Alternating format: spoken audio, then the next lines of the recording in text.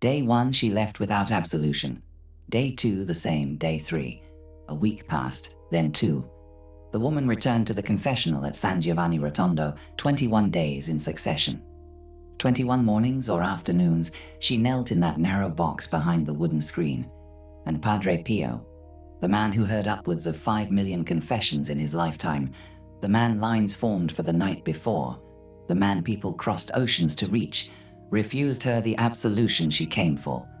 She was not a lapsed Catholic. She was not a skeptic.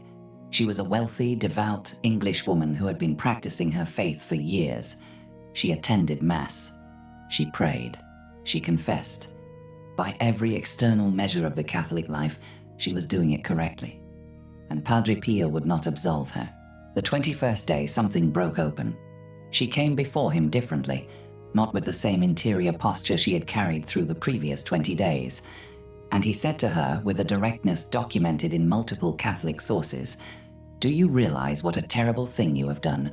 To keep up appearances of respectability, you have taken communion for years at the side of your mother and husband in a state of mortal sin." And then he added something that should stop every practicing Catholic cold. He who commits a sacrilege brings about his own damnation. She had been committing one for years, while believing sincerely that she had not. My name is Raymond.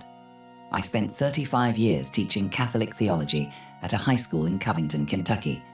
I attended the Athenaeum of Ohio Seminary. I taught the sacraments to hundreds of students across 3.5 decades. I thought I understood how confession worked. Then I started reading Padre Pio's actual letters, not the devotional selections, the real ones, and I found, documented across multiple sources, the accounts of his spiritual daughters, the diaries of the Capuchin friars who lived with him, the testimony preserved through Catholic exchange and the epistolario. A pattern I had never adequately explained to a single student in all those years. What I want to describe tonight is not a rare sin committed by reckless or cynical Catholics. It is a mechanism that affects the most careful, the most devout, the most conscientious. It is a way that a faithful Catholic can accumulate 20 years of null absolutions. Every absolution received in the confessional invalid, every communion received in the state of mortal sin, without ever knowing it happened, without ever intending it, without ever feeling like anything was wrong. Stay with me here, because this is exactly the territory Padre Pio was patrolling in that confessional for 47 years, and he refused that woman's absolution for 3 weeks, not to humiliate her, not from harshness, not from any cruelty in his character. He refused because he could see what she could not, that every absolution she had received in the years before that day was already null. He was not adding to her problem. For 21 days, he was the first person in her spiritual life who was actually trying to solve it. Let me begin with what she had done. And then I am going to tell you about the mechanism behind it, because the mechanism is the part that reaches into lives far beyond hers. She had been confessing, regularly, faithfully, sincerely, in every way except one. She had been carrying a mortal sin, not something trivial, a genuine grave matter, and for years she had brought everything else to the confessional and left that one thing out, not out of defiance, out of shame. She was not trying to deceive her confessor. She was not gaming the sacrament with a cynical calculation. She was doing what a remarkable number of devout, faithful Catholics do when they stand before a sin they genuinely cannot bring themselves to name. They confess the edges of it, or they confess what surrounds it, or they bring everything except the thing that costs them the most to say. They leave the one thing out.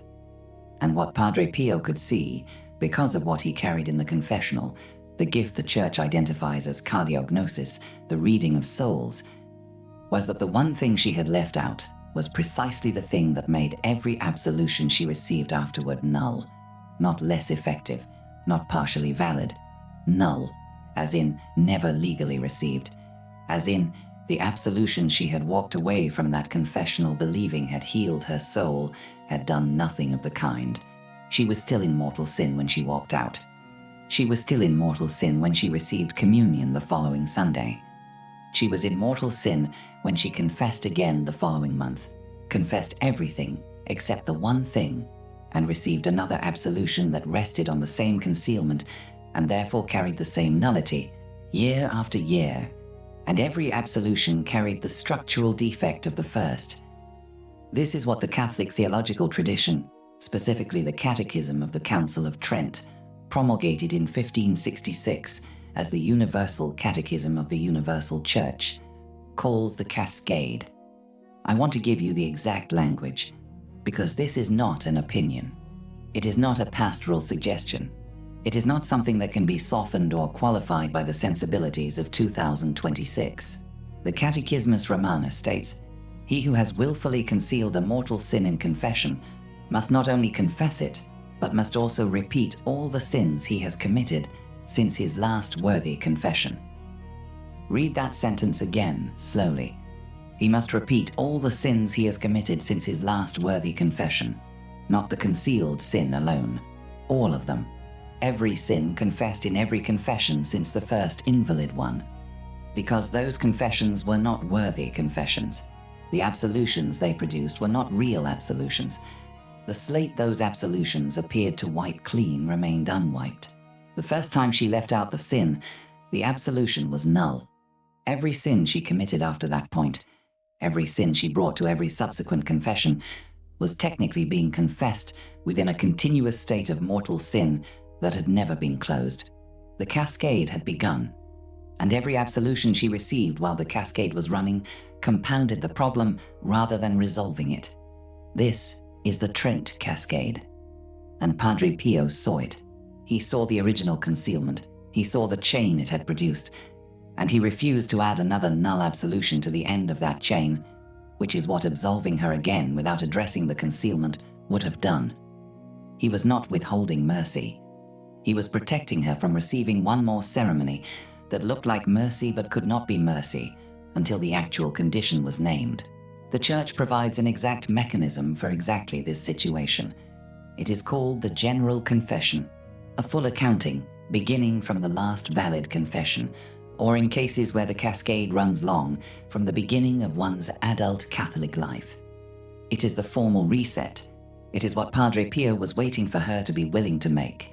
On day 21, she was finally willing. She made the general confession. She named what she had hidden for years. He gave her absolution. The sacrament worked. Now I want to move from the Englishwoman's story to something subtler, because her situation, a specific identified mortal sin deliberately concealed, is relatively straightforward once you understand the mechanism. What I want to describe next is harder, and it is the part that catches the devout, not the lapsed. The Church's traditional moral theology, taught by St. Alphonsus Liguori in his Theologia Moralis, the foundational text of Catholic moral theology for centuries, identifies a category called the species-altering circumstance. I need to explain this carefully because the phrase sounds technical, and the reality it names is anything but. A mortal sin has a species, a moral category. A sin of impurity is a species. Theft is a species. Dishonesty is a species. When you confess a grave sin, you are required to confess it in kind and in number. That is what Canon 988, paragraph 1 of the Code of Canon Law states explicitly. A member of the Christian faithful is obliged to confess in kind and number all grave sins committed after baptism, and not yet remitted through the keys of the Church, of which one is conscious after diligent self-examination, in kind and in number. But traditional moral theology adds a requirement beyond kind and number. It requires that any circumstance which changes the moral species of the sin be disclosed as well. Here is what that means in practice. A Catholic confesses impure thoughts. 15 years of confessing impure thoughts. Every month the same category, impure thoughts. And every month absolution is given for impure thoughts, but the thoughts concerned a married person, not just impurity, adultery. The circumstance that the object of those thoughts was married to someone else changes the moral species of the sin. It is no longer merely impurity. It carries the species of adultery as well. Two species of sin are present, not one. If the circumstance was not disclosed, If for 15 years the confession named the act but omitted the detail that transforms its moral category, then the confession was incomplete. Not because of malice, not because of defiance, because no one explained that the species-altering circumstance must be named along with the act. The absolutions received for impure thoughts absolved a sin that was never fully confessed. The actual sin, impurity of the adulterous species, was never brought into the open. It was never closed. The absolutions never fully landed. Alphonsus Liguori identifies several circumstances that alter species. A sin of impurity involving a consecrated person adds sacrilege to its species. A sin involving a member of one's own family adds a species of violation of a distinct moral category. A sin committed inside a church adds the species of sacrilege to whatever category it began in. These are not edge cases. These are circumstances that devout, careful, sincere Catholics confess around, not because they are dishonest, but because they are ashamed. Because the specific detail is the part that costs the most to say. Because confessing the act already feels like enough, and the circumstance feels like an additional exposure that is not required. It is required. And the consequence of omitting it is the same as the consequence of omitting the sin entirely. The absolution does not fully address what it appears to address. This is not scrupulosity. I want to be precise here. Sins that are genuinely forgotten are not in this category. The Church is clear on this. A sin honestly forgotten is remitted indirectly and must be confessed when it is remembered. But the prior confessions in which it was absent through honest forgetfulness are not invalidated by that absence. The cascade mechanism is triggered only by willful concealment, omission born of shame, social calculation, or simple unawareness of the requirement, but not genuinely forgotten. The distinction matters. I am not telling you that your confession from 3 years ago, that you cannot now fully remember, has been silently accumulating nullity. I am telling you that the specific thing you know you left out, the circumstance you have never mentioned, because it changes the category of the sin in a way you find mortifying. That is the thing that matters. That is what Padre Pio was looking for when he sat in that confessional box. Alberto d'Appolito, who documented Padre Pio's confessional ministry extensively, and the diary of Father Agostino Daniele, both record that Padre Pio, exercising the gift of cardiognosis, would frequently confront penitents with sins and circumstances they had omitted. Whether through shame, forgetfulness, or deliberate concealment, he would name what they had not named, and he refused absolution until the confession was complete. This was not cruelty. This was precision. He understood in a way that his decades in the confessional had made visceral and personal that what you do not name you, do not close. That an absolution pronounced over a confession that omits the species-altering circumstance is not mercy withheld. It is a door that has been opened to the frame but not through the wall. It looks like the same door, it feels like the same door. The person leaving the confessional feels absolved, but the specific legal condition that sin created, the hold it established in the soul's spiritual architecture, has not been addressed. It remains. Now I need to bring in Father Chad Ripperger, because what I'm describing in canonical and moral theological terms, Ripperger has documented from a direction I was not expecting the first time I encountered his work. Father Ripperger, whose systematic work on deliverance ministry and whose conference materials are among the most precise documents I have encountered on the subject, teaches explicitly that when a sin is confessed validly and absolution is received, the legal binding force of that sin over the individual is broken. The sacrament of penance does not merely forgive the sin in a relational sense, it revokes the legal access that sin granted to demonic forces. He writes this with a precision that I find theologically exact. The absolution removes the legal right the sin established, but the inverse of that principle is what I want you to sit with. If the absolution is invalid, if the concealment or the omitted species-altering circumstance rendered the sacramental form ineffective, then the legal right the sin established was never broken. It remains, not weakened, not diminished, not partially addressed, present, intact, continuously operative, regardless of how many confessions the person made after the first invalid one, regardless of how sincerely those subsequent confessions were offered, how faithfully the person attended Mass, how earnestly they prayed. The legal right established by an unconfessed grave sin or an incompletely confessed species remains in force because the sacramental act that would have revoked it was never complete enough to do so. Ripperger documents this not merely as a theoretical framework. He documents it from exorcism accounts. He records cases in which solemn exorcism, the most powerful pastoral weapon the Church possesses for directly commanding demonic forces to depart, was unable to free a person fully. Cases where the formal rite performed by authorized exorcists with the full authority of the Church behind them produced effects but not release, where something remained that the exorcism could not reach.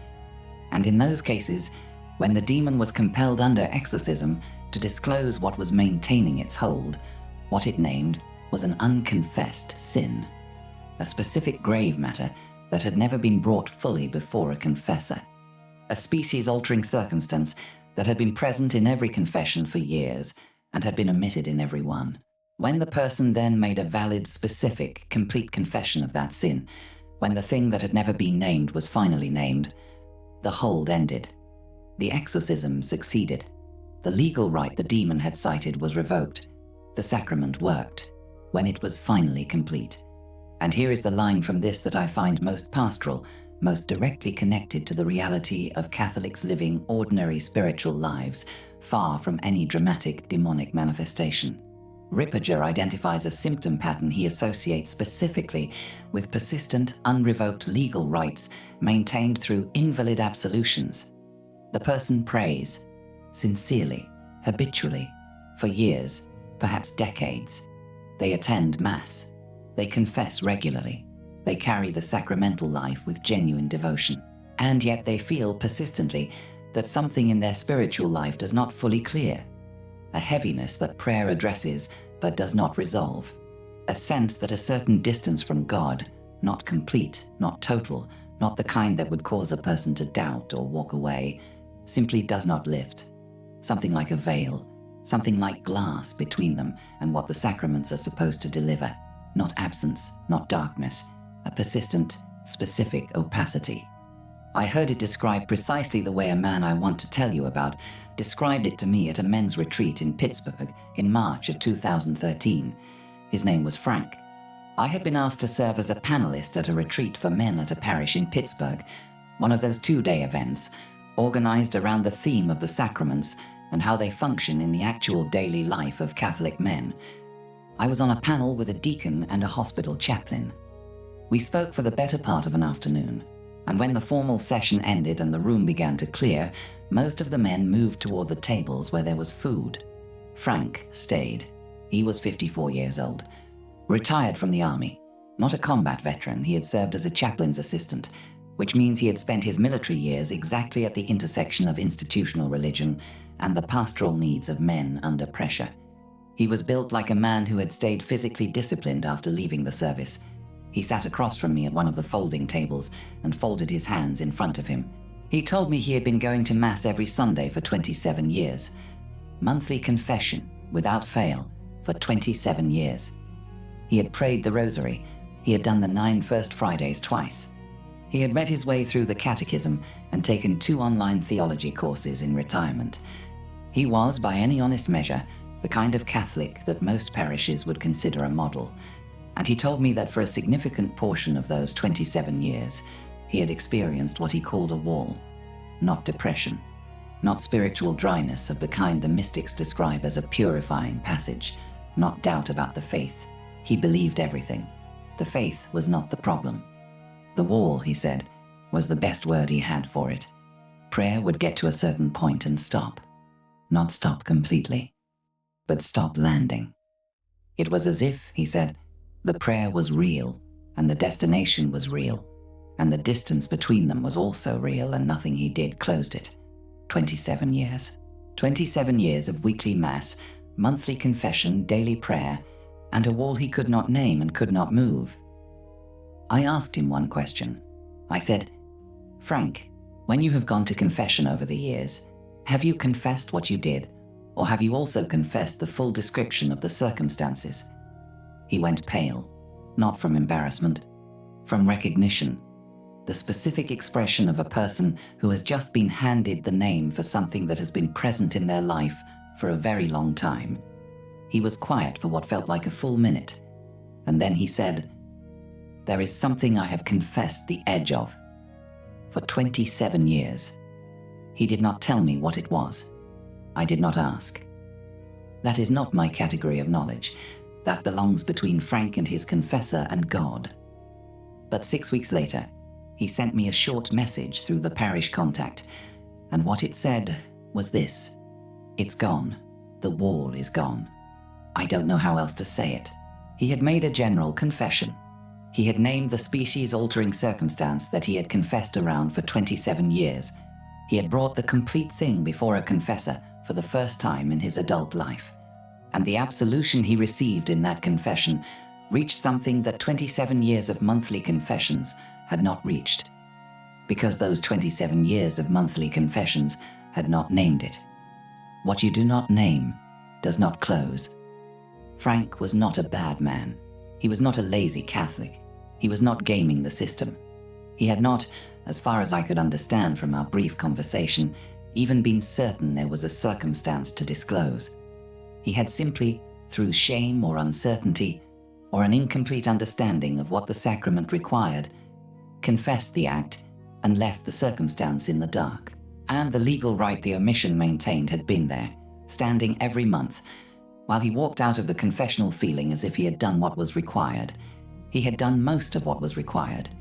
The small difference between most and all is, theologically, the entire difference.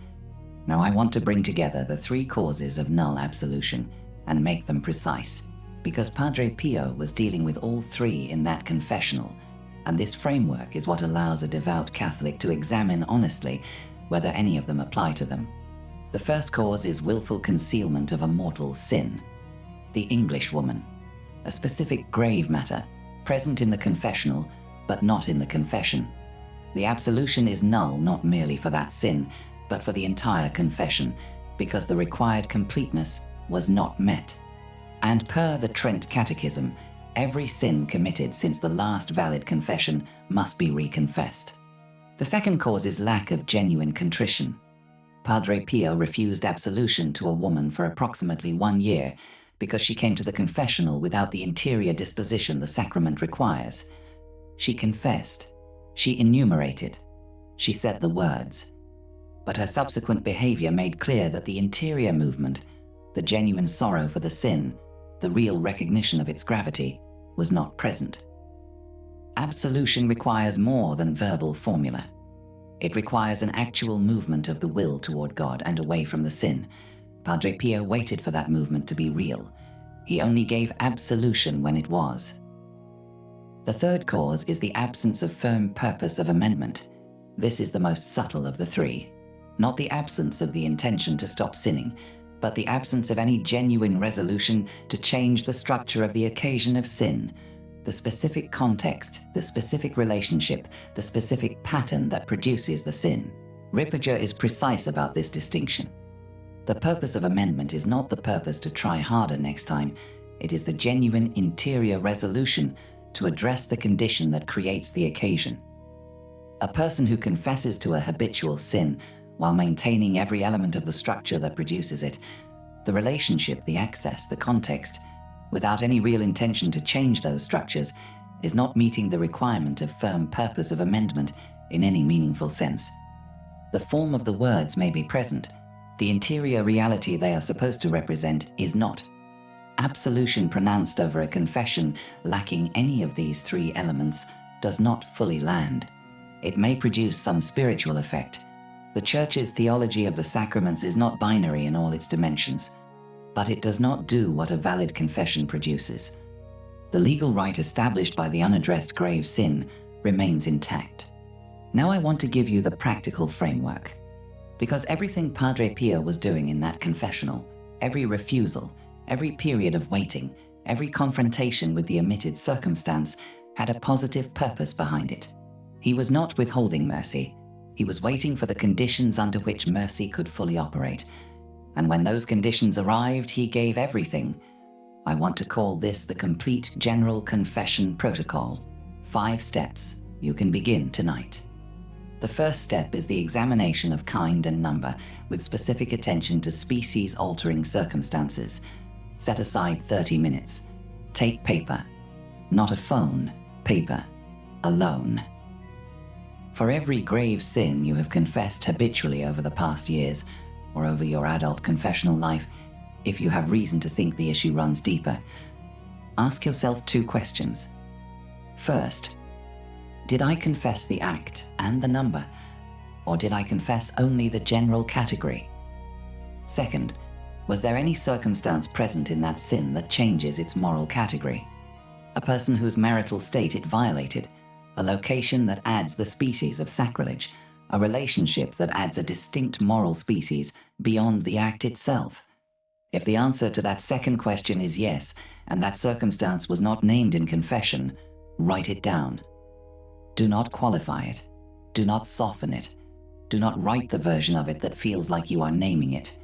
Write the actual thing. The act of writing forces specificity.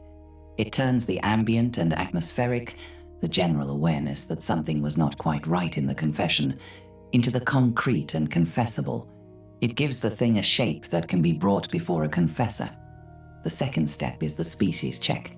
Go through every category of grave sin that appears regularly in your examination of conscience.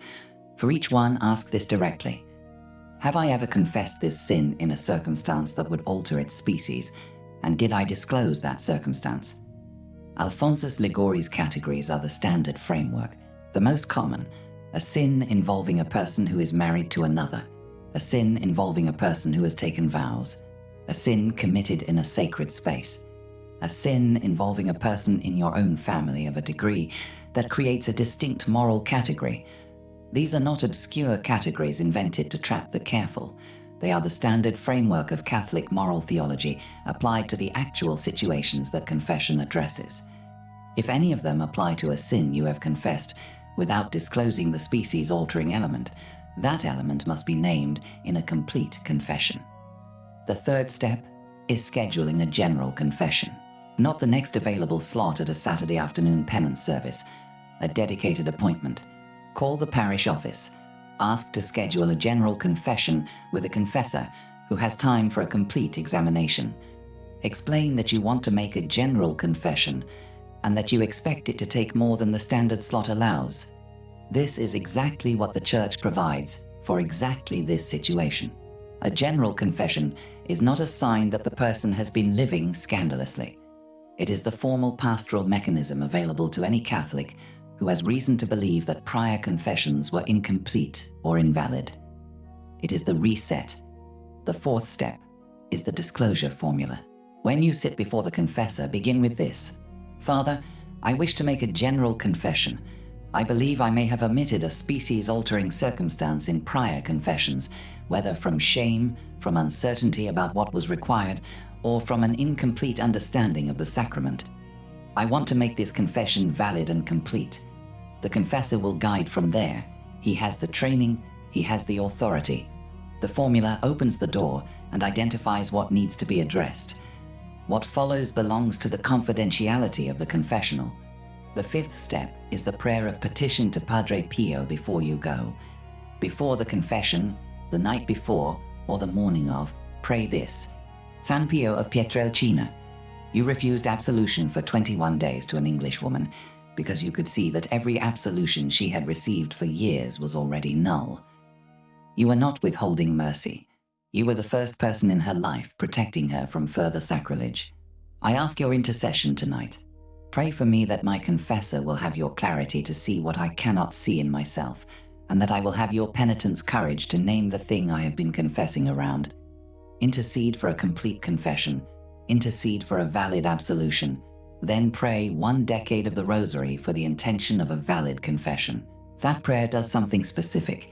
It orients the interior life toward what the confession actually requires, rather than what feels manageable. It aligns the will with the full weight of what is being asked. Padre Pio spent 47 years creating the conditions for valid confessions. He will not ignore a prayer asking him to continue that work. I want to return to the English woman one final time, because the shape of her story, the 21 days, the refusal, the eventual general confession, is often told as a story about Padre Pio's severity. It is not that story. He did not refuse her absolution for 21 days because he doubted the mercy of God. He refused because he knew exactly what a valid absolution actually does to a soul. He had watched it for 47 years. He knew the specific weight it lifts. He knew the specific legal right it revokes.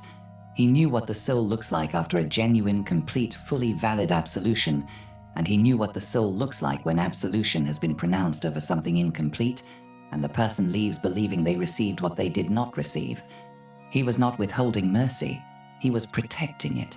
He was waiting for the one interior condition under which mercy could do what mercy does: fully land. On day 21, she brought everything. She named what she had hidden. The general confession was made. The absolution he gave her that day was not the first absolution she had ever received from him. It was the first valid one, and it did what every valid absolution does. It closed what had been open. It revoked what had been standing. It freed what had been held. She left the confessional on day 21 absolved, not in the way she had thought she was absolved for the 20 years before. Actually absolved. Now consider Frank again for a moment. 27 years of monthly confessions. 27 years of going to the well and returning, as he described it, with a wall between the water and himself. And 6 weeks after the general confession that named the species-altering circumstance he had omitted for 27 years, it's gone. The wall is gone. There is a reason the wall was there. There is a reason it lifted. The mechanism is the same. The validity of the absolution is the same. The presence or absence of one specific named thing is the difference between the confession that produces what it promises and the confession that leaves the legal architecture of the sin standing, while the person walks away believing it was addressed. This is what Padre Pio saw in that confessional. Case after case, year after year, across millions of confessions. The difference between the ones that landed and the ones that did not. Ask yourself honestly, not rhetorically. Honestly, is there a confession you have been making around something for years? Not the entire sin absent, perhaps the general category has always been named, but the specific circumstance that changes its moral category, the specific detail that costs the most to say. The one element that has been present in every confession for years and has been omitted in every one. If there is, you have found what Padre Pio was looking for. Not a condemnation. The address of where the grace enters. Because what you can name, you can bring to a confessor, and what you bring to a confessor completely. The act, the number, the species-altering circumstance, the full interior reality of genuine contrition and firm purpose of amendment, receives what Paul says it receives. Not judgment. Not the experience described as a ceiling. Not the wall Frank lived with for 27 years. What the English woman received on day 21. The sacrament working the way it was designed to work. Padre Pio waited 21 days for that. Not because he was harsh. Not because he was demanding more than the Church requires. Because he knew what was actually at stake in the moment when a valid absolution is given to a soul that is genuinely ready to receive it. He refused her not from doubt about God's mercy. He refused from knowledge of it. He knew exactly what a valid absolution does. He had watched it happen in that box more times than any person who has ever lived. He was protecting the real thing for her until she was ready to receive the real thing. When she was ready, he gave her everything. If what I've described tonight resonates with you, and if any part of it has named something you have been carrying, I want to ask you one thing before you close this. Subscribe to this channel and leave a comment below. Tell me what you found. Not the specifics. Those belong to your confessor. But tell me there was a wall. Tell me you are going to schedule the general confession. Because that comment matters. Not to me. To the person who reads it next week and realizes they are not alone in this. Take this with you tonight. God bless you and stay vigilant.